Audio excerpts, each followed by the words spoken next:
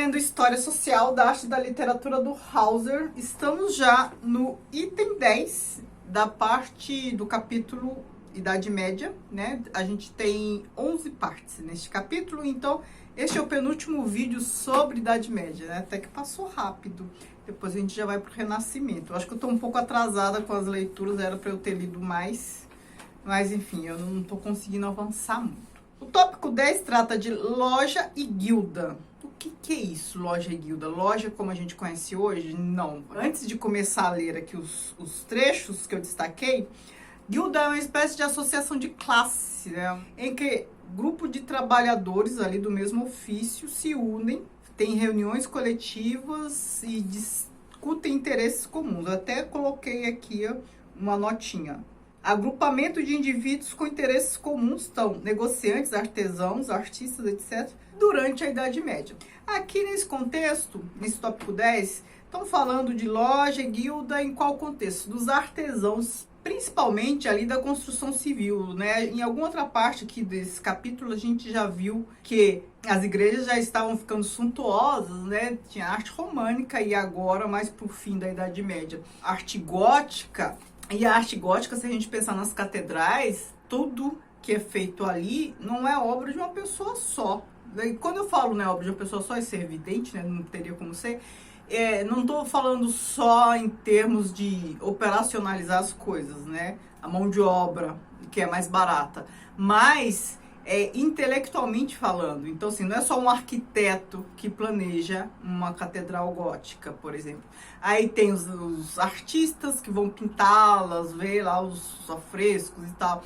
E tem narrativas construídas em vitrais e tal. Então, são artistas diferentes, artesãos, artistas, arquitetos, trabalhadores diferentes, com uma expertise e uma técnica bem específica, que produzem um edifício, né? Então, a construção de um edifício, nesse contexto, principalmente, ainda hoje acho que é assim, mas nesse contexto, mais ainda, é como a produção de um filme. A gente tem ali vários técnicos especialistas, cada um ali cuidando de uma parte para que tenha aquela produção final. Então, no filme a gente tem o diretor, vários diretores, né, de arte, disso, daquilo, tem o figurinista, tem o roteirista e tal, e o trabalho deles todos que compõem a produção que a gente assiste. Aqui é a mesma coisa, né? Então, vários técnicos, vários especialistas que se unem para produzir uma obra, um edifício. Então, temos assim, ó, como começa. A loja dos pedreiros dos séculos 12 e 13 era uma organização cooperativa dos artistas e artesãos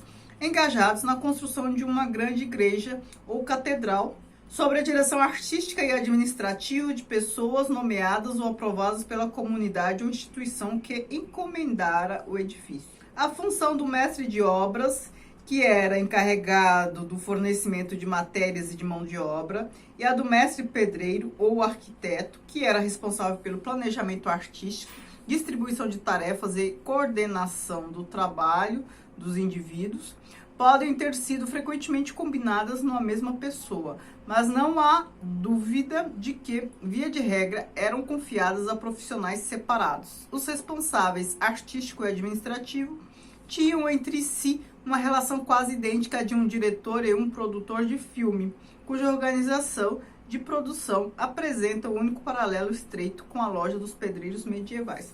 Então perceba que loja aqui também é nesse sentido de uma associação de classe. O que a gente tem hoje que lembra isso? Bom, as lojas maçônicas, digamos, né? Na maçonaria eles chamam de loja, né? Gran loja, não sei o quê. Mas, assim, não que isso seja uma entidade ou instituição contemporânea. Ela está até hoje, mas ela começou bem antigamente. A gente sabe, não sei se já na Idade Média, mas a gente sabe que há séculos atrás. Sabemos que os egípcios desenvolveram uma forma de trabalho artístico em grupo e que os gregos e romanos organizaram corporações que eram mobilizadas em grupos para a execução de grandes projetos. Nenhuma dessas associações, entretanto, tinha um caráter independente e autossuficiente da loja medieval. Um grupo profissional autônomo desse tipo era alheio às ideias do mundo antigo.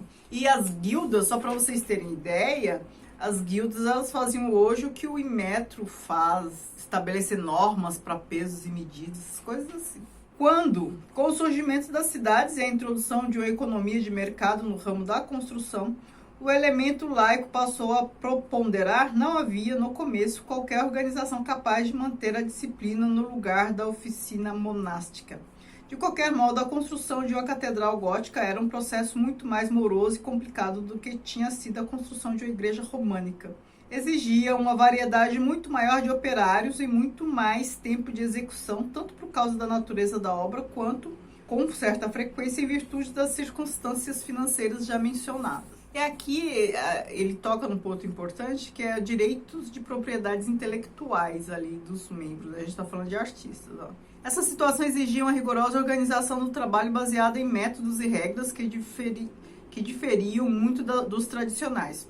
Uma solução foi encontrada na loja. Uma das normas precisa de recrutamento, pagamento e adestramento dos operários, sua hierarquia de arquiteto, mestres artesãos e ganha-dinheiros, as restrições especiais impostas aos direitos de propriedade intelectual do membro sobre a própria obra e a subordinação incondicional do indivíduo aos requisitos artísticos da tarefa comum.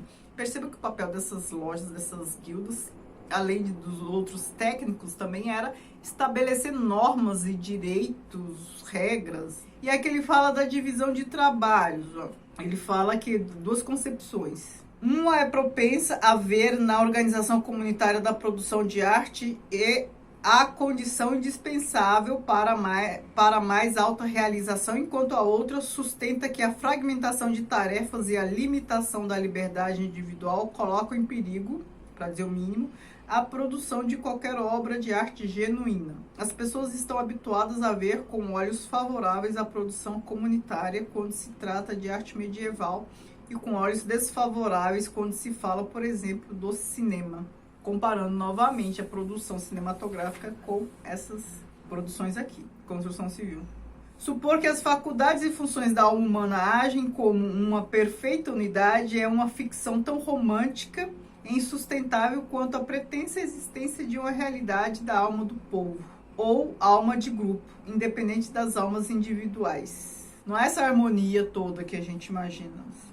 A loja era uma organização de trabalho apropriada a uma época em que a igreja e as corporações citadinas eram praticamente as únicas compradoras de obras de arte, formando um círculo relativamente pequeno, cuja demanda era apenas intermitente e, em geral, logo satisfeita.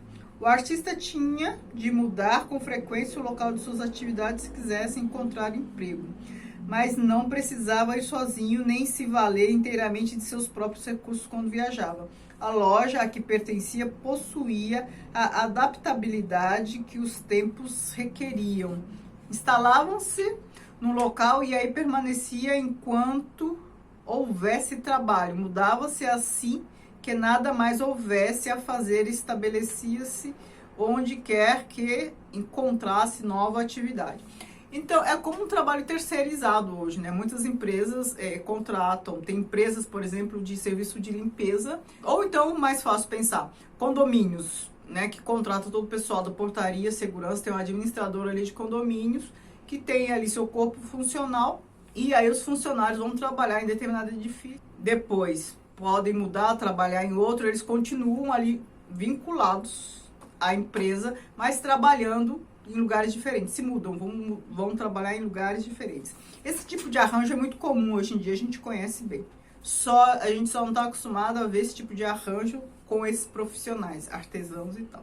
Somente quando o poder de compra da burguesia citadina aumentou, a tal ponto que indivíduos privados e não apenas as corporações começaram a formar um mercado regular para obras de arte, encontrou-se o artista em condições de deixar a loja e estabelecer-se numa cidade como mestre independente. Este ponto foi atingido no decorrer do século XIV, mas no começo apenas os pintores e escultores conseguiram libertar-se da loja e fazer negócio por conta própria. Os artesãos da construção permaneceram nas companhias por cerca de mais 2 séculos, pois só nos fins do século XV as encomendas de edifícios por cidadãos particulares ofereceram uma suficiente fonte de renda. E é por isso que na Idade Média, sobretudo na Idade Média, a gente já tem ali o mercado de arte já bem vigoroso, burguesia já endinheirada, começam a se formar os museus de arte que a gente conhece bem. Eu já falei dos museus em algum vídeo aqui. Loja e guilda se diferiam. Em princípio, na medida em que a primeira era uma associação de empregados hierarquicamente organizados, né, a loja, enquanto a segunda, pelo menos no começo, consistia numa associação em termos iguais de empresários independentes. Então, as guildas, empresários que praticamente financiavam ali os artistas, os artesãos e tal.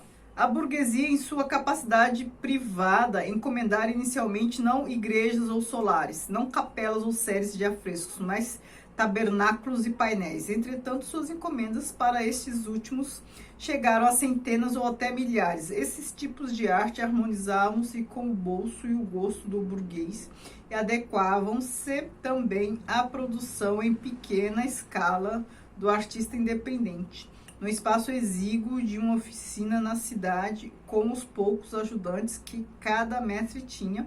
Apenas obras de relativamente poucas dimensões podiam ser tentadas. Ou seja, os tabernáculos são coisas bem mais fáceis e rápidas de serem produzidas, né, que poderiam ser produzidas ali em oficinas, começaram a ser encomendados por burguesia, né? A gente está falando de um período que as pessoas eram altamente religiosas. Hein? E aqui, para terminar, podemos, na verdade devemos, contentar-nos em estabelecer uma correspondência entre a história do estilo e a história da organização do trabalho.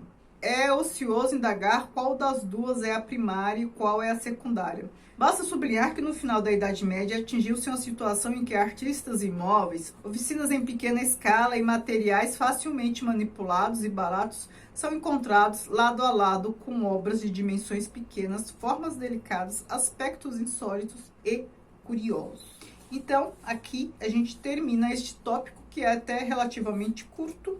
No próximo vídeo sobre este livro, a gente vai para o último tópico sobre Idade Média, que é a arte de classe média do gótico tardio.